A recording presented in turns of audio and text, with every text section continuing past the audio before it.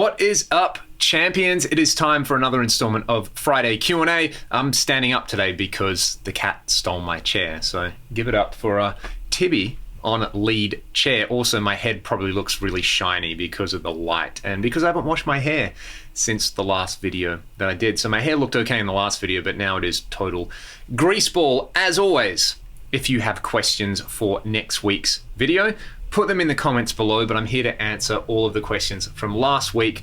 So we will do that. I'm using the Leon's Live preset on the Axe FX 3. If you've got the latest factory banks, it's in there, and I'm just turning stuff on and off. And I'm playing my PRS Custom 24, Duncan JB, Duncan Jazz, about as stock as you get. Alrighty, the first question is about fretboard visualization, and this has come up before.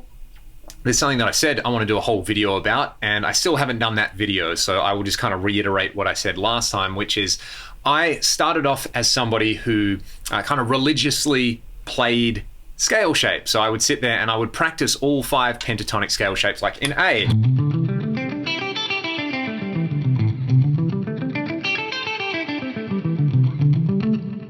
You get the idea. Then I learnt 3-note per string scale shapes, and I kind of did the same thing. I actually started learning the G major scale, and it was like, cool, you can do G major starting on G, you do G major starting on A, you do G major starting on B. I think what a lot of people call like the modal shapes. So this kind of thing.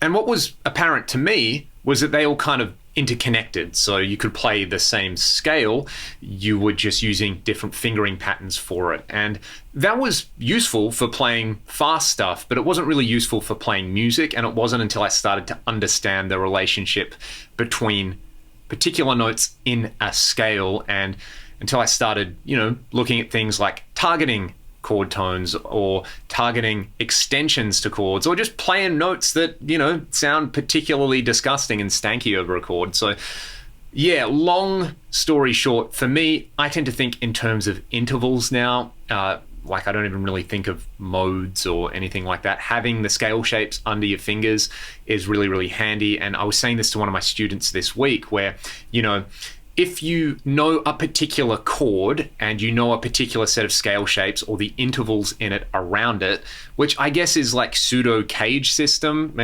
C, A, G, E, D aren't the only kind of chord shapes, but they are really, really handy, and caged kind of has its big merits in that it's like, if you can play songs, then you can learn caged. But yeah, you just kind of build on that and think about, if I'm here and I'm playing a chord like this, then I can play those notes, and nothing about doing that relies on the specific pitch of this note being G.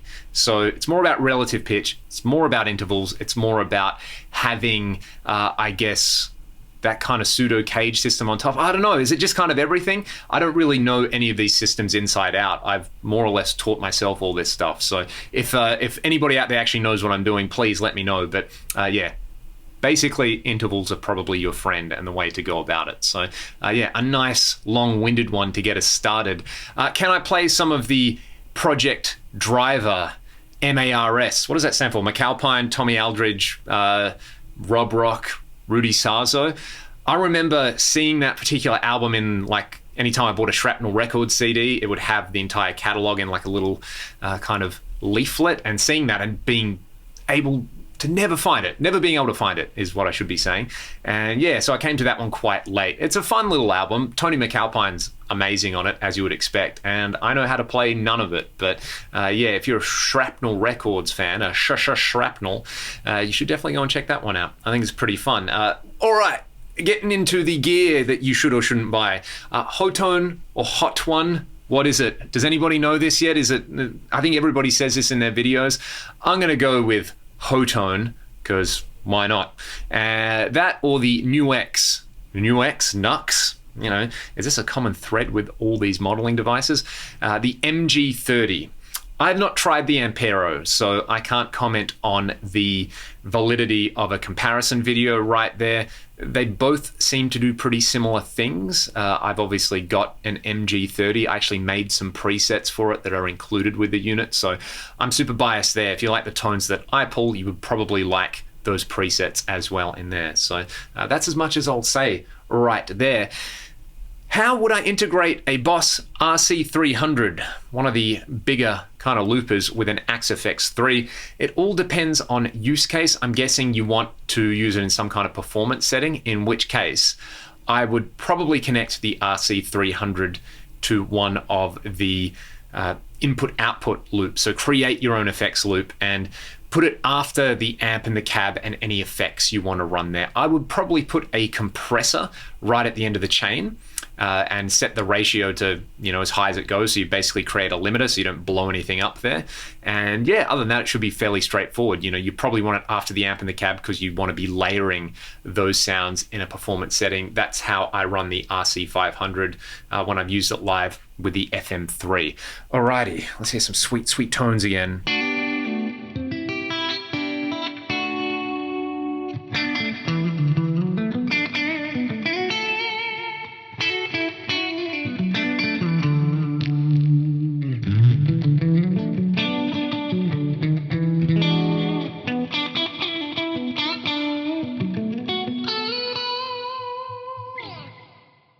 I like that band commander model a lot. Alrighty, have I tried any of the Rocktron multi-effects like the Prophecy? I've not tried a Prophecy, but I have quite a few videos with the Intel effects. If you've watched any of my rack videos, you know I love the Intel effects. Some great effects in there. Analog drive through, lots of great features. The Replifex is also really cool, and I have a Rocktron Piranha preamp. So yeah, Rocktron made some pretty wicked stuff. I really want to try and find an IntelliVerb or an IntelliPitch as well as a Prophecy. Didn't like Dave Mustaine use the Prophecy at some point? Yeah, I think he did. So that's always my association with that. So yeah, I like Rocktron. Do I have a V-shaped guitar? I do. I have a Dean V-shaped guitar. You can go and watch my video on that one. At the moment, it is down at friend of the channel, Troy Naberband's studio. He has the coolest gig in the world where like every 2 weeks he plays before one of the footy games up in the big stadium in Perth, and I think he used that for a few gigs, and yeah, it's hanging up in the studio there, so I should go and grab it at some point and bring it back, or Troy should use it for his next Dockers game because it looks pretty epic, I think. All right, this is more of a Leon doesn't give medical advice question. This one's from Wade. You're starting to get some pain in your fretting hand. Go and see a doctor. I know going to a doctor in the middle of a pandemic about your guitar fretting hand pain might seem like an overreaction, but just go and talk to someone who actually knows about human anatomy and physiology and those kind of things, and hopefully, if they're useful and they're good at what they do, which they should be, then they can kind of point you in the right direction. I don't want to say, oh, just do this stretch, and then, you ruin yourself for life. So I don't want to be medically liable to that, and I also don't really know anything about it. So yeah, I mean, stretching, I don't know. Basically what I do is I just try to keep my shoulders as level as all time. That's the thing that I'm hyper aware of, and trying to maintain good posture when I play, but that's not much help if you're getting pain in your hands. So go and see a doctor. Don't listen to some hairy Australian person on the internet. Well, I mean, listen to a hairy Australian person when they tell you to go and see a doctor. That's what I mean. Anyway, I hope you're doing well, Wade. Glenn Proudfoot, monster Australian guitarist. If you have not checked out Glenn Proudfoot before, it's scary what he can do. Like the diminished sweeping stuff over the top of the neck is, yeah, amazing. What was the band he was in with Lucius from Cog? The Nerve. They did some really, really fun stuff. Yeah, I'm not sure if that band's still together, but yeah, go and check out Glenn's stuff with them. He played with Electric Mary briefly as well. He's crushingly good on the guitar. Really, really cool. What's my favorite channel strip plugin? At the moment, for everything I'm just using FabFilter Pro Q3 for EQ, and I've got Saturn 2, which is fast becoming like my favorite plugin ever, as well as their Pro Multiband and Limiter. So yeah, I've been using that. In terms of just an all-in-one, Shep's Omnichannel by Waves, when that comes on sale, it's always like $29. I just grabbed it when it first came out, and it's pretty good. I really, really like it. You've got saturation, de-essing, compression, pretty good EQ style in there, a few different kind of EQ I guess, styles. There's like an API sort of filter in there. There's some other ones. So that one's really, really good. But yeah, the FabFilter stuff is amazing. And I've been totally hooked on Dan Worrell's YouTube channel, doing all the Fab Filter stuff, and his own channel. It's like the best audio channel out there. You should go and watch Dan's stuff. And his voice is just a beautiful, beautiful thing to listen to. Am I a fan of W.A.S.P and Chris Holmes? I love me some W.A.S.P. They were one of the first hair metal bands when I was getting into that stuff in my teens that, you know, they had that element of danger about them. Like, you know, they had a song. They had a song with a swear word in it. This must be cool, right? Yeah. And unfortunately for me, I watched Decline of Western Civilization not long after that. And there's the Chris Holmes bit in there. And it made me like existentially sad. And it made me really evaluate a lot of things in my life and what I wanted to get out of music. Because, you know, at the time it was like, you watch The Dirt, and, you know, The Dirt basically, well, not watch it, obviously the movie's just come out, but I remember reading The Dirt, and, you know, it kind of just glorifies hedonism, and then you actually see that in real life with a real human being, and, you know, they're kind of suffering and it's on camera. And yeah, like I said, that kind of made me existentially sad, but they had some really good songs. And yeah, I do like to blast W.A.S.P from time to time. I know Ryan's dad really loves a bit of W.A.S.P as well. So shout out to Paul listening to W.A.S.P. Could I do some videos on underrated guitarists like Elliot Easton and Steve Stevens? Steve Stevens would be a great one because he is like the consummate kind of sideman, you know what I mean? Like his stuff with Billy Idol, his chops are amazing, his solos are great, his rhythm playing is super solid, his use of effects is fantastic and really creative. He can like play anything. He seems like a pretty cool dude as well. Yeah, amazing player. I don't know if he's, maybe because he's just not considered like, you know, when people just go, oh, who's like the best rock guitarist of the 80s? You know, the same 5 players we always talk about. Steve's up there. Monster picker as well. So yeah, and Elliot Easton from the Cars. I mean, the Cars always had great guitar stuff as well. So yeah, there's this whole, I think it just happens, you know, it's when you have a particular time when stuff is happening, and like, you know, the 80s and the 70s for guitar playing was very much the high watermark of a particular style. I think we're going through a high water period of a particular thing at the moment as well, but you know, no one knows it when it's happening. My point being that, like, yeah, there's all these players where it just gets, you know, crushed down to, oh, the 80s was only, it was Eddie Van Halen, and then a bunch of people who just wanted to sound like Eddie Van Halen, and then this Kurt Cobain guy came along, and then everyone wanted to sound like Kurt Cobain. It's like, that's a massive misservice to all the stuff that came out in the 70s and the 80s, and then all the stuff that came out in the 90s. So, yeah. I try to do that underrated guitarist thing with 5-minute licks where, you know, rather than just recycle some Hendrix licks, we'll look at some Robin Trower stuff. Rather than talk about Zakk Wylde, no diss on Zakk Wylde, let's talk about someone like Frank Marino, who massively influenced Zakk. So that whole series is my way of trying to just shine some light on some underrated players. So maybe I should do a Steve Stevens thing and an Elliot Easton thing. Let me know if you want me to do that. Let me know in the comments. I want some fuzz right now.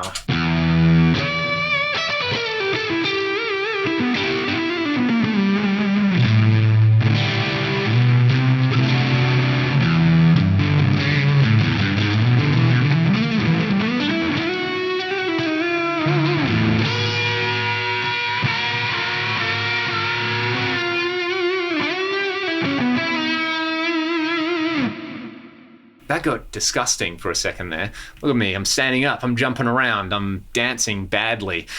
A few more questions. Cinderella and that band and Tom Kafer, and I have to put a massive shout out to Sebastian and his family on the passing of Jeff LaBar, which I was really sad to hear about. So Jeff was a guitar player in Cinderella. His son Sebastian is a great guitar player as well. We played with his band Mark 22 a few times in the States and hung out, had a really, really great time. And he had some great stories that he shared about his dad. And it was really sad to hear about that. So my condolences to Sebastian and all his family. He's actually playing with Tantric now as well. So you can get out, hopefully, on tour and check them out and watch Sebastian do his thing, because he's a great player. And Jeff was a great player as well. And I listened to a lot of Cinderella. I really, really liked their second album. That was one of those kind of, I guess, releases where you know, Tom Kiefer had such a distinctive voice, and they had a real kind of like, they had this kind of real hard-edged blues thing about them, and you heard that on the albums that came out after Night Songs. Night Songs is a total banger as well, you know. So many of those songs are, yeah, stone cold 80s classics, but the second album really kind of did it for me. So yeah, I should probably do something and do like a Cinderella riffs video, because they had some great stuff. Have I ever heard the band Splendor, kind of post-90s grunge thing? I had not, and I've been checking out that album and I really like it. I can hear that kind of like tonic thing in there. It's a little bit more of a kind of punky thing though, and yeah, some just great sounds. I think Todd Rundgren produced one of their albums, and I've really been enjoying it and enjoying the sounds, and yeah, that's a real fun one. So thank you for the suggestion for Splendor. Where am I in this set of questions? I feel like I'm kind of getting towards the end right here. There's an interesting one.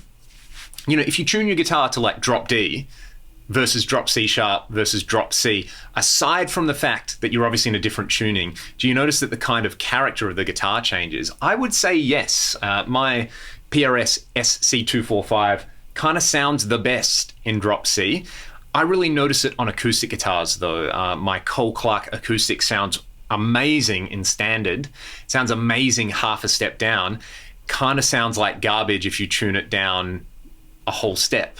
And it sounds really good if you tune it down to like B standard with heavy strings, but anything else kind of doesn't work. So I think you hear it more on an acoustic instrument. The tension, the resonant frequencies play a lot into that, maybe a little less so on electric guitars. Maybe it has to do more with like your pickup choices and things like where the resonant peaks are. But I don't know, that would be an interesting scientific experiment to do. My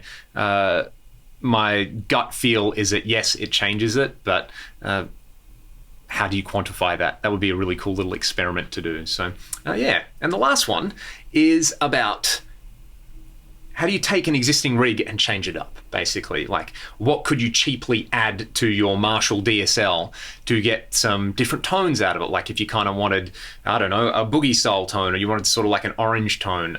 There's obviously going to be things that you can't change about the character of an amp, but a good 10-band graphic EQ pedal will do the trick. You could put it in the loop, scoop out the mids, and you're going to get more of that boogie scooped thing, obviously. You can put it in front of the amp and pull out low end and boost the mid-range, or pull out mid-range and boost the low end.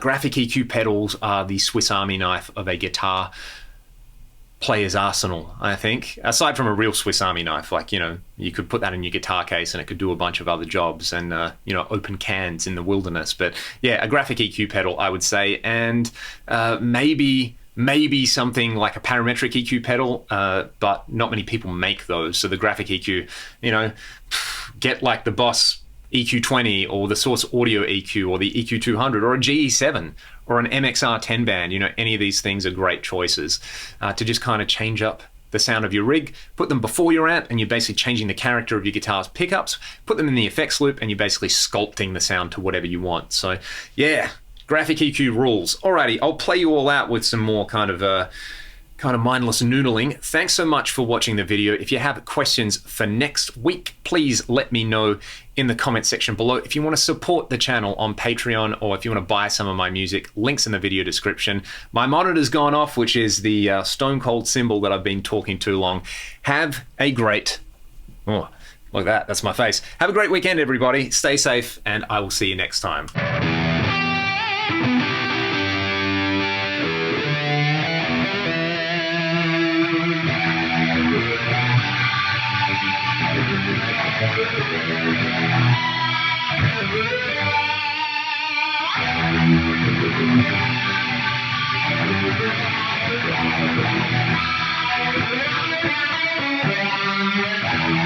Thank you.